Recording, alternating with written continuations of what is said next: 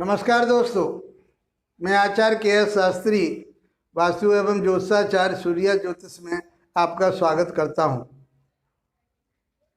मित्रों, हमारी चर्चा बहुत आसान तरीके से चल रही है। ज्योतिष ज्ञान में फलित ज्योतिष सिद्धांत को लेकर के चल रहे हैं हम, और हमने आपको मेष लगन से लेकर के मकर लगन तक की बात की और बहुत आसान तरीके से मैंने बताया कि किस लगन में कौन कौन से ग्रह शुभ होते हैं और कौन कौन से ग्रह अशुभ होते हैं। ये हमारी चर्चा चल रही है और आप समझ पा रहे होंगे, सीख पा रहे होंगे, ऐसी मुझे उम्मीद है। मित्रों, आज अध्याय 60 में हम कुंभ लगन की बात करेंगे। कुंभ लगन में कौन कौन से ग्रह शुभ होते हैं, कौन कौन से अशुभ होते हैं और कौन से ग्रह मारक होते हैं, इसके बारे में अध्ययन करेंगे। लग्नों के आधार पर जो हम आपको बता रहे हैं ग्रहों का शुभाशुभ फल, वो इसलिए बता रहे हैं कि शास्त्रों में भी इसीलिए बात की है कि उनके नैसर्गिक स्वभाव के अलावा प्रत्येक कुंडली में प्रत्येक लगन के आधार पर उन ग्रहों का कारकत्व बदल जाता है। लग्नानुसार वो शुभ और अशुभ हो जाते हैं। तो हम किसी ग्रह को अशुभ नहीं कह सकते, नैसर्गिक रूप से बताया। अब जो हमारी चर्चा चल रही है तात्कालिक चल रही है, फिर वो कहाँ बैठे होंगे, किस ग्रह भाव को देख रहे होंगे, वो पंचदा मैत्री में सारी बातों को बताएंगे हम। कौन सा भाव, कौन सा ग्रह कौन से ग्रह से कितनी दूरी पर बैठा हुआ है, वो पंचदा मैत्री हो जाती है। 5 प्रकार की मैत्री को पंचदा मैत्री कहते हैं। तो ये हमारी तात्कालिक स्थिति चल रही है। तात्कालिक स्थिति में कौन सा ग्रह शुभ है, कौन सा अशुभ है, तो आप इस बातों को समझ पा रहे होंगे कि जो हमने नैसर्गिक रूप से जिस ग्रह को अशुभ बताया था, जैसे मंगल है, सूर्य है और शनि है, उनके बारे में चर्चा की कि वो अशुभ ग्रह हैं, बुरा प्रभाव देंगे। लेकिन लगन के अनुसार वही ग्रह तो शुभ आ रहे हैं, वो शुभता देंगे, हमारे लिए मान सम्मान प्रतिष्ठा देंगे। तो किसी भी ग्रह को शुभ और अशुभ नहीं कहा जा सकता, उसकी कंडीशन के आधार पर हम उसको समझने का प्रयास कर रहे हैं। और आशा है, मैं उम्मीद कर रहा हूं आपसे कि आप समझ पा रहे होंगे। बहुत आसान तरीके से मैं आपको बता रहा हूं। यदि हम शनि की ही बात करें, मंगल को सूर्य को हम बता चुके हैं, नैसर्गिक रूप से शनि कैसा पापी ग्रह है, अशुभ ग्रह है। लेकिन लगन के अनुसार आज वो लगन में बैठा हुआ है, मकर लगन में भी वो लगन का ही स्वामी था, तो वो शुभ परिणाम दे रहा था। लेकिन शनि को इतना बड़ा हुआ बना दिया है लोगों ने, व्यवसाय बना लिया उसके ऊपर, रोजी रोटी उस पर कमा रहे हैं। शादी देरी से हो रही है, शनि का प्रभाव आ रहा है। संतान नहीं हो रही है, शनि का प्रभाव आ रहा है। रोगी रह रहे हैं तो शनि का प्रभाव आ रहा है। काम नहीं लग रहा तो शनि का प्रभाव आ रहा है। आज से 50 साल पहले किसी ने शनि को सुना था? कहीं नहीं सुना था ना। मनगढ़ंत कहानियां इसमें डाल दी गई हैं, शास्त्रों में ऐसी गणना कहीं नहीं की गई। ज्योतिष व्यक्ति का मार्गदर्शन करती है, अच्छे मार्ग पर ले जाती है। जो हमारी चर्चाएं चल रही हैं, आप उन भ्रमित चीज़ों से आप धीरे धीरे बचते जा रहे होंगे, जो इसमें मिथ्या बातें लोगों ने डाल दी हैं। कोई ग्रह आपके लिए अशुभ है और कोई ग्रह शुभ है, तो शुभ तो आपको शुभ ही करेगा, अच्छा करेगा आपका। और अशुभ है, कोई व्यक्ति आपका शत्रु है, आपको शत्रु मानता है, तो आप क्या करेंगे? और आपसे वो बलवान है, तो आप क्या करेंगे? उसके हाथ जोड़ेंगे और कह देंगे भाई हमें माफ कर। वही कंडीशन यहाँ हो जाती है। सीधा सीधा लगाइए, शुभ ग्रहों की तो चर्चा ही करनी क्या, वो तो शुभता देनी ही देनी है उनको। आप उनका पूजा पाठ करते हैं तो ठीक, नहीं करते हैं तब ठीक, लेकिन अपने इष्ट का जरूर ध्यान दीजिए। जो आपके इष्ट हैं या आपके कुल देवता है या कुल देवी है, जिसको भी आप मानते हैं, उनका ध्यान जरूर समय समय पर करना चाहिए। अशुभ ग्रहों के लिए क्या करना है? उनकी पूजा पाठ से, दान से उनसे उनको संतुष्ट कर लेंगे। किसी भी ग्रह के कार्यकत्व को टाला नहीं जा सकता, ये विधि का विधान है और ये विधि के ही द्वारा दी गई ज्योतिष है। वेदों का छठा अंग है, ईश्वरीय रचना है।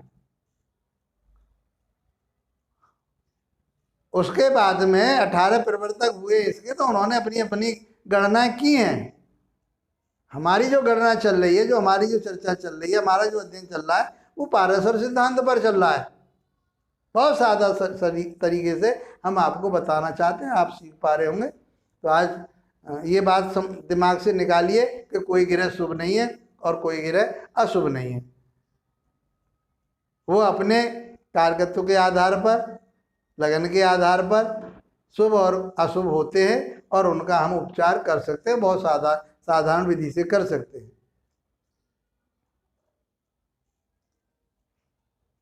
तो आज हमारी जो चर्चा रहेगी वो कुंभ लगन की रहेगी। और कुंभ लगन में हमने लगन में कुंभ राशि को बैठाल दिया, फिर उसके बाद में आगे काउंटिंग करते हुए चलेंगे। तो कुंभ, मीन, मेष, वृष, मिथुन, कर्क, सिंह, कन्या, तुला, वृश्चिक, धनु और मकर, इस तरह से हमने सभी भावों में राशियों को स्थापित कर दिया। अब जिस भाव में जो राशि बैठी हुई है, वो राशि का जो स्वामी है उस भाव का स्वामी हो गया, उसका मालिक हो गया, उसके भाव के ऊपर उसका आधिपत्य हो गया, उस घर का वो मालिक हो गया, ये मानिए। तो यहाँ का जो मालिक हुआ, यहाँ का जो स्वामी हुआ लगन का, वो कौन हुआ? शनि हुआ। और हमारे जो सिद्धांत हैं उसमें हमने सबसे पहले ये लिखा है, ये बताया है आपको कि लग्नेश सदैव शुभ होता है। तो अध्याय 60 में आज लगन की बात हो रही है, कुंभ की, और कुंभ लगन के स्वामी होते हैं शनि। तो शनि हमारे कैसे हो गए? शुभ हो गए। अब तो पापी नहीं कहोगे उनको, अब तो डर नहीं रहेगा उनसे, शनि से। इस जातक के लिए शनि ही सब कुछ देंगे, शनि ही सब कुछ देने वाले, तो क्यों डरा जाए उससे? भयभीत कर दिया लोगों को, इतना डर फैला दिया। अरे शनि तो राजा बनाता है आदमी को, रंक से राजा बनाने वाला न्यायाधीश कहा गया इसको। IAS PCS तो यही बन पाता है, आदमी की उन्नति यही कराता है। तो क्या शनि क्या हो गया? कुंभ लगन में शुभ हो गया। नंबर 2, दूसरे भाव पे यदि पहुंचे तो वहां पर है मीन राशि, और मीन राशि के स्वामी हुए कौन? गुरु। और दूसरे भाव को हम क्या कहते हैं? मारक भाव कहते हैं। तो इसलिए गुरु क्या हो गए? मारकेश हो गए गुरु। इनको अपना अशुभ फल देना ही देना है। वो लाभ भाव के भी मालिक हैं, जिसको त्रिषडाय कहते हैं। त्रिषडाय के स्वामी कैसे होते हैं? शुभ है तो शुभ, अशुभ है तो अशुभ। तो यहाँ से शुभ हो गया, यहाँ पर भी शुभ है, लेकिन उसको मार्गत्व प्राप्त है। ये बात दिमाग में रखनी है। वो धन भी देगा, परिवार में संचित धन भी इकट्ठा करवाएगा, परिवार से तालमेल रखवाएगा, सात्विक विचारधाराओं वाला रखेगा, ज्ञान देगा, यहाँ से लाभ प्राप्त होगा। सब कुछ होने के बावजूद भी फिर वो मार्के से अपना, तो उसे प्रभाव उसका भी देना ही देना है। मार्केस में कई बार बता चुका हूँ, आप समझ रहे होंगे, वो कष्टकारी रहेगा। बुरी अवस्था में होता है तो मृत्यु तुल्य कष्ट देता है, मृत्यु तक भी दे देता है। तो अब हम इसको ये मान के चले, ये मार्ग भाव और सातवां भाव मार्ग है। अब केंद्र में हम इसको मार्ग मान लेते हैं, और या दूसरे और 12वें भाव में हम इसको मार्ग मान लेते हैं। समझ पा रहे होंगे आसानी से आप। अब आते हैं हम तीसरे भाव पर। तीसरा भाव त्रिषडाय का कहा गया, अशुभ कहा गया है। तो यहाँ के स्वामी कौन हो गए? मेष राशि है, मेष के स्वामी मंगल। मंगल नैसर्गिक रूप से कैसे बताए? क्रूर ग्रह, अशुभ ग्रह बताए हमने। और उसकी दूसरी राशि कहाँ है? वो केंद्र में। केंद्र में कैसे हो जाते हैं? सम हो जाते हैं। यहाँ से अशुभ हो गए, यहाँ से सम हो गए, तो वो मंगल कैसे हो गए? अशुभ हो गए। तो मंगल को हम अशुभ कैटेगरी में उनको लिख दिया। अब कुंभ लगन की कुंडली में मंगल क्या देंगे? अशुभ फल देंगे। कहाँ का देंगे? इस भाव का देंगे। ये छोटे भाई बहनों का है, पराक्रम का है, हिम्मत का है, मीडिया का है, छोटी यात्रा हुआ, बहुत बताएंगे। इसके बाद में हम भावों के कारकत्व को लेके आ रहे हैं, जो आपके दैनिक जीवन में काम चीजें आएंगी, उन चीजों को हम बताएंगे प्रत्येक भाव से, और आप समझ पाएंगे। यहाँ से क्या, उसका कर्म क्षेत्र है, जहाँ उसे जीवन में अपना काम सफलता प्राप्त करनी है काम करके, तो यहाँ पर भी वो कमी करेगा। सम हो गया ना यहाँ पर। तो वो कौन सा काम करेगा जीवन में, क्या करे, व्यवसाय के बारे में बताएंगे, संतान के बारे में बताएंगे, स्वास्थ्य के बारे में बताएंगे, जो जो चीजें हमें जरूरी हैं उन सारी चीजों के बारे में आपको हम बताएंगे। तो मंगल कैसा हो गया, अशुभ हो गया जी। अब चलते हैं हम किस पे, चौथे भाव पे। चौथे भाव के बारे में हमने क्या बताया, केंद्र के स्वामी है। 1, 4, 7 और 10वां भाव, ये क्या होता है, ये केंद्र होता है। तो केंद्र के स्वामी हमने बताया सम हो जाते हैं। लेकिन यहाँ क्या है, ये यहाँ से सम हुआ, ये मान के चले हम। लेकिन इसकी दूसरी राशि कहाँ है, भाग्य स्थान में, तो ये योगकारी हो गया। सिद्धांत में हमने लिखवाया कि एक ग्रह केंद्र का स्वामी हो और त्रिकोण का स्वामी हो, केंद्र का और त्रिकोण का स्वामी हो वही ग्रह, तो वो योगकारी हो जाता है। इसको योगकारी भाव भी कहते हैं। ये श्रेष्ठ माना, ये श्रेष्ठ, इससे श्रेष्ठ ये, इससे श्रेष्ठ ये शुभ, इससे ज्यादा शुभ ये, और इससे ज्यादा शुभ ये, क्योंकि इसको भाग्य स्थान बोलते हैं। और भाग्य में सारी संसार की जितनी चीजें सब भाग्य में ही आती हैं। बार बार आदमी अपने भाग्य को कोसता है, हमारे भाग्य में तो ऐसा ही लिखा हुआ था जी, हम क्या करें। तो भाग्य से बड़ी चीज कोई नहीं होती। जब बताएंगे भाग्य के बारे में चर्चा होंगी, अभी भावों की बात होगी उसके बाद में। तो हमने देखा, तो यहाँ शुक्र क्या हो गया, योगकारी हो गया, तो शुक्र शुभ हो गया। अब योगकारी का अर्थ समझ रहे हैं, इसको राजयोग भी बोलते हैं। राजाओं जैसा वैभव होता है उसका। और शुक्र तो वैसे ही वैभव का कारक है, ऐश्वर्य का कारक है। तो जितनी सुख सुविधा, वाहन, मकान, दुकान, जो भी फल ईश्वर ने दे रखे उसको खूब प्राप्त होंगे। कितने मकान होंगे उसके, कितना भाग्य ऊपर जाएगा, तो उसकी कंडीशन पर रहेगा, बताएंगे। हमने एक बात और बताई थी, पहले भी बता चुके, फिर बता रहे हैं आपको। जब हम तुला लगन और वृषभ लगन पढ़ा रहे थे आपको, तो हमने बताया था कि शुक्र की लगन में शनि योग कारक हो जाता है, कि वो केंद्र और त्रिकोण का स्वामी होता है। और शुक्र की लगन में शनि योग कारक हो जाता है, कि वो केंद्र और त्रिकोण का स्वामी होता है। ये बात आप नोट कर लीजिए, और हम पहले नोट करवा चुके हैं आपके लिए। अब आते हैं हम 5वें भाव पर। 5वां भाव होता है हमारा केंद्र का, और केंद्र क्या होते हैं, त्रिकोण का। त्रिकोण क्या होते हैं, हमेशा शुभ होते हैं। तो बुध को भी हम शुभ भाव में, शुभ कैटेगरी में लिख देंगे। लेकिन उसकी दूसरी राशि बहुत बुरे, इसको सबसे ज़्यादा अनिष्टकारी माना जाता है अष्टम भाव को। तो यहाँ का भी स्वामी है, तो यहाँ का भी ये फल देगा, मिश्रित फल रहेगा इसका, बुध का। लेकिन इसको हम शुभ में ही लेंगे, क्योंकि वो त्रिकोण का स्वामी है। अब चलते हैं हम चौथे भाव पर, छठे भाव पर। यहाँ राशि कौन सी है, कर्क राशि है, चौथी राशि कर्क। कर्क के स्वामी कौन से हो गए, चंद्रमा हो गए। तो चंद्रमा कैसे हो गए, सम हो गए। लेकिन चंद्रमा इसको सम मानता है, और शनि इस चंद्रमा को शत्रु मानता है। इसलिए चंद्रमा को शत्रु की कैटेगरी, अशुभ ग्रह की कैटेगरी में लिख देंगे। समझ पा रहे होंगे आसानी से। इसके लगने इसके साथ भी तालमेल देख लेना चाहिए। जैसे बुध इसका मित्र होता है, शुक्र भी इसका मित्र होता है, तो शुभ हो गए, और अच्छे भावों के वो स्वामी हैं। अब आते हैं हम 7वें भाव पर। 7वां भाव केंद्र का होता है, और 7वां भाव मारक होता है। तो मंगल कैसे हो गए, हमने बताया कि ये भाव कैसे हो जाते हैं, सम हो जाते हैं। ये बात दिमाग में रखनी है। और दूसरी बात ये रखनी है कि सूर्य शनि को शत्रु मानता है, और शनि सूर्य को शत्रु मानता है। ये एक दूसरे को शत्रु मानते हैं, इसलिए सूर्य को हम सम भाव में, सम कैटेगरी में लिख देंगे। समझ पा रहे होंगे। इसको मारकत्व प्राप्त नहीं होता।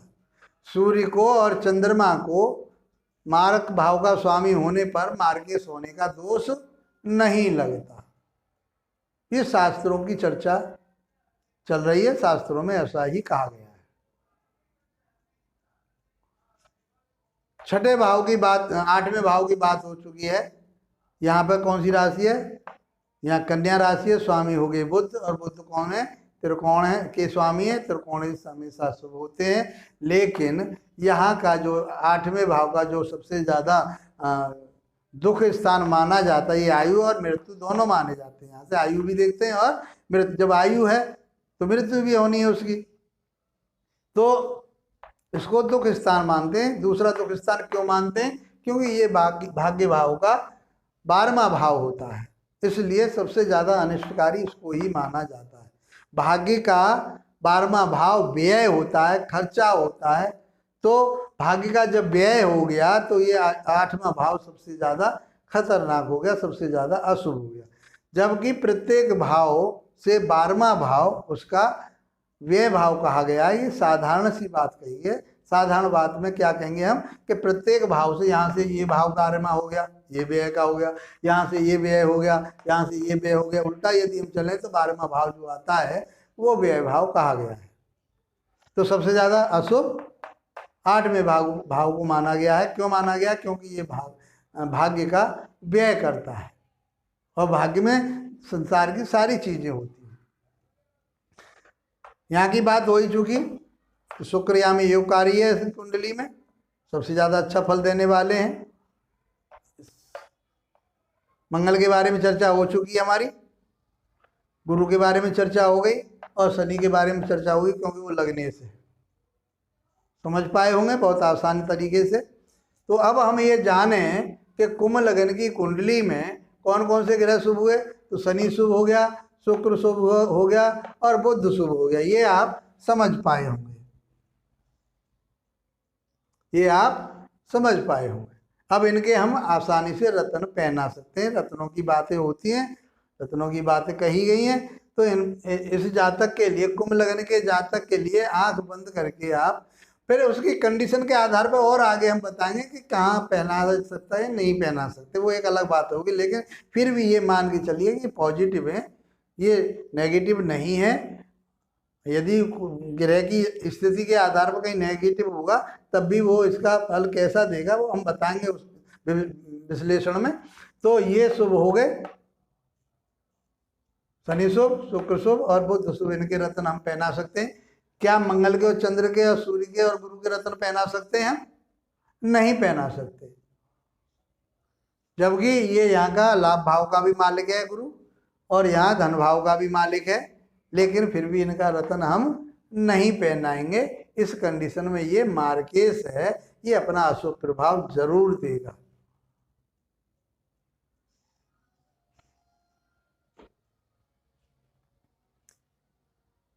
तो कुछ लोगों के मेरे पास कमेंट्स आ रहे थे कि जी धनु लगन की कुंडली में, और वो समझ पा रहे होंगे कि क्यों नहीं पहन सकते रत्न इसके। हमने उन्हें बताया कि आप पुखराज नहीं पहनते। वो बार बार इसी बात को कि जी मैं पुखराज पहन लूँ। भाई क्यों पहन रहे हो पुखराज, जब आपके लिए वो दुखदाई है। अब इससे ज़्यादा दुखदाई क्या हो गया? जो मृत्यु तुल्य कष्ट दे सकता है जो ग्रह, उसका रत्न नहीं पहनना चाहिए। ये समझने की बात है। और वो लोग समझ पाए होंगे जिन्होंने मेरे से कमेंट्स किए, मेरे से जो बातें की थी, वो समझ पाए होंगे इसको। तो मंगल का, चंद्र का, सूर्य का और गुरु का हम रत्न नहीं पहनाएंगे। इनकी पूजा पाठ कर करके, इनकी मंत्रों का जाप करके, जब इनकी दशा अंतर दशा आएगी तब इफेक्ट देंगे। ग्रह अपना फल कब देता है? जब उसकी दशा अंतरदशा चल रही होती है। बाकी तो नॉर्मल रहता है, वो सामान्य फल देता रहता है गोचर के आधार पर। यदि शुभ ग्रह है और वो गोचर में भी कहीं चल रहा है तो वो शुभ ही प्रभाव देगा, बुरा प्रभाव नहीं देगा। अशुभ में चला गया तो वहाँ शुभाशुभ हो जाएगा, बुरा प्रभाव नहीं देगा। लेकिन अशुभ ग्रह के गोचर भी चल रहा है कहीं, तो वो अपने हिसाब से अशुभ ही करेगा। चाहे वो शुभ भाव में भी पहुंच जाए तो वहां पर भी वो कष्ट देगा। चर्चा रहेगी मित्रों, बहुत आसान तरीके से मैं आपको बताऊंगा और आप समझ पा रहे होंगे। मैं आपको किसी भी गुणा भाग में दूसरे में नहीं डालना चाहता, बिल्कुल टू द पॉइंट लेकर के चल रहा हूँ। तो ये देखिए, ये शुभ ग्रह हो गए, इनके रत्न पहना सकते हैं, इनकी कलर पैथी ले सकते हैं हम उस जातक के लिए कि आप इस कलर के कपड़े पहनिए, आप इस कलर को अपने मकान में रखिए। जिस कमरे में आप रहते हैं, सोते हैं, बैठते हैं, जो जिस ज़्यादा यूज करते हैं उनमें इससे संबंधित आप कलर कर लीजिए। आप बेडशीट पे ये रखिए। बहुत सारी चीज़ें जब इनको बताएंगे, बहुत चीज़ें बताएंगे आपके लिए और आप समझ पाएंगे। इसी के साथ आप लोगों का धन्यवाद। नमस्कार।